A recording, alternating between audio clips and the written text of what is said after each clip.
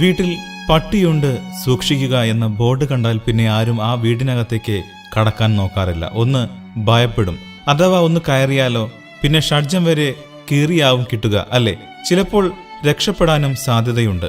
നായ്ക്കളുടെ ജോലി വീടിന് കാവലാണ് എന്നാണ് നമ്മൾ അറിയാതെയോ അറിഞ്ഞോ പഠിച്ചിട്ടുള്ളത്. അവയുടെ ജോലി വളരെ സത്യസന്ധമായി നിർവഹിക്കുന്നു. ഒരുപക്ഷെ മനുഷ്യരെക്കാൾ വിശ്വസ്തത കാത്തുസൂക്ഷിക്കുന്ന ജീവിയാണ് നായ്ക്കൾ. ജീവൻ വരെ പണയപ്പെടുത്തി തന്റെ യജമാനന്മാരെ രക്ഷപ്പെടുത്തിയ സംഭവങ്ങൾ നമ്മൾ എല്ലാവരും ഒരുപക്ഷെ കേട്ടിട്ടുണ്ടാവും. എന്നാൽ വളർത്തു മൃഗങ്ങളാണ് എങ്കിലും നായ്ക്കൾ ചിലപ്പോൾ അപകടകാരികളായി മാറാറുണ്ട്.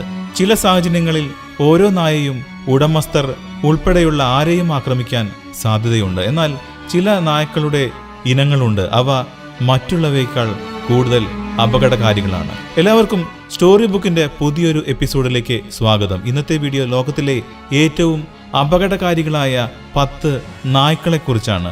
ഇവയോട് കളിച്ചാൽ വിവരമറിയുമെന്ന് ഉറപ്പാണ്.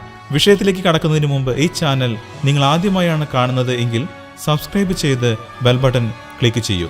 ഞങ്ങൾ അപ്ലോഡ് ചെയ്യുന്ന ഏറ്റവും പുതിയ വീഡിയോകൾ നിങ്ങൾക്ക് ആദ്യം തന്നെ നോട്ടിഫിക്കേഷനായി ലഭിക്കുന്നതായിരിക്കും. ഫേസ്ബുക്കിലാണ് നിങ്ങൾ ഈ വീഡിയോ കാണുന്നത് എങ്കിൽ ഈ പേജ് ലൈക്ക് ചെയ്ത് ഫോളോ ചെയ്യാനും മറക്കരുത്. അപ്പോൾ വിഷയത്തിലേക്ക്.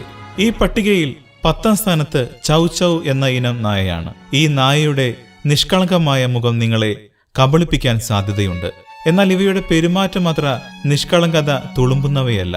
മോശം പെരുമാറ്റത്തിന് പ്രശസ്തി നേടിയിട്ടുള്ളവയാണ് ചൗ ചൗ നായകൾ. നിങ്ങൾ അവയെ തെറ്റായ രീതിയിൽ ലാളിച്ചാൽ പോലും അവ നിങ്ങളെ കടിച്ചേക്കും.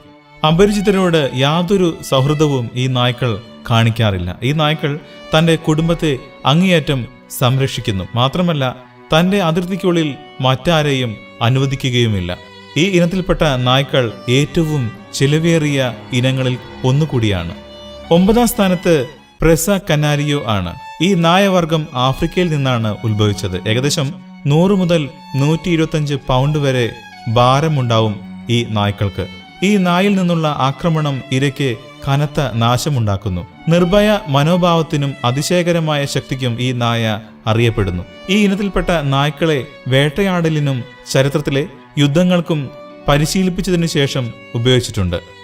8ാം സ്ഥാനത്ത് ഗ്രേറ്റ് ഡെയിൻ എന്ന നായയാണ്. ഏറ്റവും ഉയരമുള്ള നായ എന്ന ലോക റെക്കോർഡിന് ഉടമയായ ഗ്രേറ്റ് ഡെയിൻ അതിന്റെ വലിയ വലിപ്പം കാരണം ആരും ഒന്ന് ഭയപ്പെടും. ഈ ഇനം കുറച്ച് സൗഹാർദ്ദപരമാണ് എങ്കിലും നായ്ക്ക് ശരിയായി പരിശീലനം കൊടുത്തില്ല എങ്കിൽ അത് ചിലപ്പോൾ ഭയാനകമായ, ആരും ഓർക്കാൻ പോലും ഇഷ്ടപ്പെടാത്ത സംഭവങ്ങളിലേക്ക് നയിച്ചേക്കാം. ഗ്രേറ്റ് ഡെയിൻ പരിചിതമായ ചുറ്റുപാടുകളിൽ തുടരാൻ താല്പര്യപ്പെടുന്നവയാണ്. മാത്രമല്ല വളരെയധികം പരിചരണം ആവശ്യമുള്ളവയും കൂടിയാണ്. 7ാം സ്ഥാനത്ത് ടോസ ഇനു എന്ന നായയാണ്. ഈ ജാപ്പനീസ് നായയുടെ ശരാശരി ഭാരം 135 പൗണ്ടാണ്. ആക്രമണാത്മകതയ്ക്ക് പേരുകേട്ടവയാണ് ഈ നായ്ക്കൾ. യഥാർത്ഥത്തിൽ ആക്രമണത്തിന് ഉപയോഗിക്കുന്ന നായയായി വളർത്തപ്പെട്ട ഈ നായ ഇപ്പോഴും വിവിധ രാജ്യങ്ങളിൽ ഉപയോഗിക്കുന്നുണ്ട്. അപകടകരമായ പ്രശസ്തി കാരണം ഈ നായയെ ലോകത്തിന്റെ വിവിധ നഗരങ്ങളിൽ നിരോധിച്ചിട്ടുണ്ട്. ഈ നായയുടെ സ്വഭാവം പ്രവചനാതീതമാണ്. 6ാം സ്ഥാനത്ത് ഫില ബ്രസീലിറോ ആണ്. ബ്രസീലിയൻ മാസ്റ്റിഫ് എന്നും അറിയപ്പെടുന്ന ഈ നായ ആക്രമണത്തിനും അസാധാരണമായ സ്വഭാവത്തിനും പേരുകേട്ടതാണ്. ആക്രമണത്തിനുള്ള സാധ്യത കാരണം നായയെ വിവിധ രാജ്യങ്ങളിൽ നിരോധിച്ചിട്ടുണ്ട്.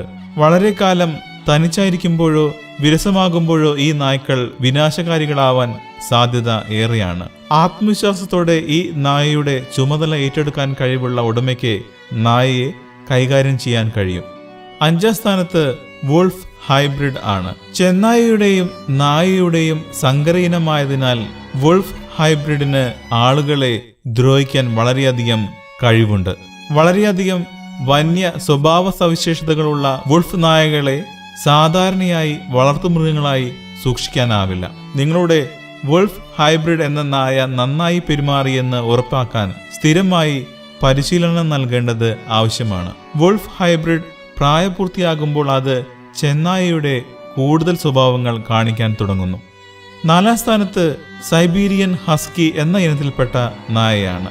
സൈബീരിയൻ ഹസ്കി എന്ന ഇനത്തിൽപ്പെട്ട നായ്ക്കൾ മനുഷ്യരുടെ മരണത്തെ ചർച്ച ചെയ്യുന്ന വിഷയമാണ്. ഈ നായ്ക്കൾ വളരെ ചെറുപ്പത്തിൽ തന്നെ അസ്വസ്ഥവും വന്യവുമാണ്. ഈ നായ്ക്കൾ ചെന്നായ്ക്കളുടെ ഏറ്റവും അടുത്ത ബന്ധുക്കളാണ്. പക്ഷേ ചില സാഹചര്യങ്ങളിൽ ഇവ ഉടമകൾക്ക് പോലും അപകടം വരുത്തുന്നവയാണ്. ഇവയ്ക്ക് ബോറടിക്കുന്നുവെങ്കിൽ സൈബീരിയൻ ഹസ്കി നായ്ക്കൾ കൂടുതൽ അപകടകാരികളായി മാറും.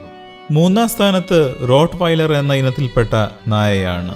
റോട്ട് വൈലർ നല്ല സ്നേഹവും കടമയും നിറവേറ്റുന്ന നായയാണ്. പക്ഷേ ഈ നായ്ക്കളും മാരകമായി പെരുമാറിയതിൻ്റെ വാർത്തകളും വന്നിട്ടുണ്ട്. നായ്ക്ക് വലിയ ആക്രമണവും ശക്തിയുമുണ്ട്. അത് ഇവയെ അപകടകാരികളാക്കുന്നു. പരിശീലനത്തിന്റെ അഭാവം, ദുരുപയോഗം, സാമൂഹ്യവൽക്കരണത്തിന്റെ അഭാവം എന്നിവ റോട്ട് വൈലറിൽ നിന്നുള്ള അപകടകരമായ ആക്രമണത്തിന് കാരണമാവും. ഇവയെ വളർത്തുന്ന ഉടമകൾക്ക് അവരുടെ റോട്ട് വൈലർ നായ്ക്കൾക്ക് പ്രൊഫഷണൽ പരിശീലനം നൽകാൻ നിർദ്ദേശിക്കപ്പെടുന്നു. ഇത് അവ അപകടകാരികളായ ഒരു നായയായി വികാസം പ്രാപിക്കാതിരിക്കാൻ സഹായിക്കും. റോട്ട് വൈലർ നായ്ക്കൾ ആളുകളെ കൊല്ലാൻ പ്രാപ്തമാണെന്ന് സ്ഥിതിവിവരക്കണക്കുകൾ സൂചിപ്പിക്കുന്നുണ്ട്. ശക്തമായ താടിയലുകളും കരുത്തുറ്റ ശരീരവും ഇവയുടെ പ്രത്യേകതയാണ്. 2-ാം സ്ഥാനത്ത് ജർമ്മൻ ഷെപ്പേർഡാണ്. പോലീസും സൈനിക വിഭാഗങ്ങളും ഏറ്റവും ഇഷ്ടപ്പെടുന്ന ഇനമാണ് ജർമ്മൻ ഷെപ്പേർഡ്. ഇതിന് പിന്നിൽ ഒരു കാരണവുമുണ്ട്. ജർമ്മൻ ഷെപ്പേർഡ് ബുദ്ധിമാനും ആക്രമണകാരിയും നിർഭയനും ആത്മവിശ്വാസമുള്ള നായയുമാണ്. ജർമ്മൻ ഷെപ്പേർഡുകൾ ശരിയായി സാമൂഹ്യവൽക്കരിക്കപ്പെടുന്നില്ല എങ്കിൽ ആളുകൾക്ക് നേരെ അവയുടെ ഉടമയെപ്പോലും ആക്രമിക്കാൻ കാരണമാകും. എന്നിരുന്നാലും നായ തന്റെ കുടുംബത്തെ സംരക്ഷിക്കുന്നു. ജർമ്മൻ ഷെപ്പേർഡ് ആളുകളെ ആക്രമിച്ചു കൊന്ന ഉദാഹരണങ്ങൾ ചരിത്രത്തിൽ തന്നെ കാണാൻ സാധിക്കും. ഈ പട്ടികയിൽ 1-ാം സ്ഥാനത്ത് അമേരിക്കൻ പിറ്റ്ബുൾ ടെറിയർ എന്ന ഇനത്തിൽപ്പെട്ട നായയാണ്. ആളുകളെ ആക്രമിക്കുന്ന തലക്കെട്ടുകൾ സൃഷ്ടിക്കുന്നതിൽ പ്രശസ്തനായ അമേരിക്കൻ പിറ്റ്ബുൾ ടെറിയറിനെ തന്റെ ആക്രമണാത്മക സ്വഭാവം കാരണം ചരിത്രത്തിലെ ഒരു പോരാട്ട നായയായി ഉപയോഗിച്ചു. നിങ്ങൾ ഈ നായയെ പ്രകോപിപ്പിക്കുകയോ ദേഷ്യപ്പെടുത്തുകയോ ചെയ്യുകയാണ് എങ്കിൽ ഇവ നിങ്ങളെ കടിക്കാൻ സാധ്യത ഏറെയാണ്. അമേരിക്കൻ പിറ്റ്ബുൾ ടെറിയർ മറ്റേതൊരു ഇനത്തെയും അപേക്ഷിച്ച് പരമാവധി ആളുകളെ ആക്രമിക്കുമെന്ന പേരിലും അറിയപ്പെടുന്നുണ്ട്. ഈ വീഡിയോ ഇവിടെ പൂർണ്ണമാവുന്നു. ഈ വീഡിയോ ഇഷ്ടമായാൽ ഷെയർ ചെയ്യൂ. ഏറ്റവും പുതിയ വീഡിയോകൾ ലഭിക്കാൻ ഈ ചാനൽ സബ്സ്ക്രൈബ് ചെയ്ത് ബെൽ ബട്ടൺ ക്ലിക്ക് ചെയ്യൂ. നിങ്ങൾ ഫേസ്ബുക്കിലാണ് ഈ വീഡിയോ കാണുന്നത് എങ്കിൽ ഈ പേജ് ലൈക്ക് ചെയ്ത് ഫോളോ ചെയ്യാനും മറക്കരുത്. അപ്പോൾ പുതിയ വിഷയവുമായി വരുന്നതുവരെ ഗുഡ് ബൈ.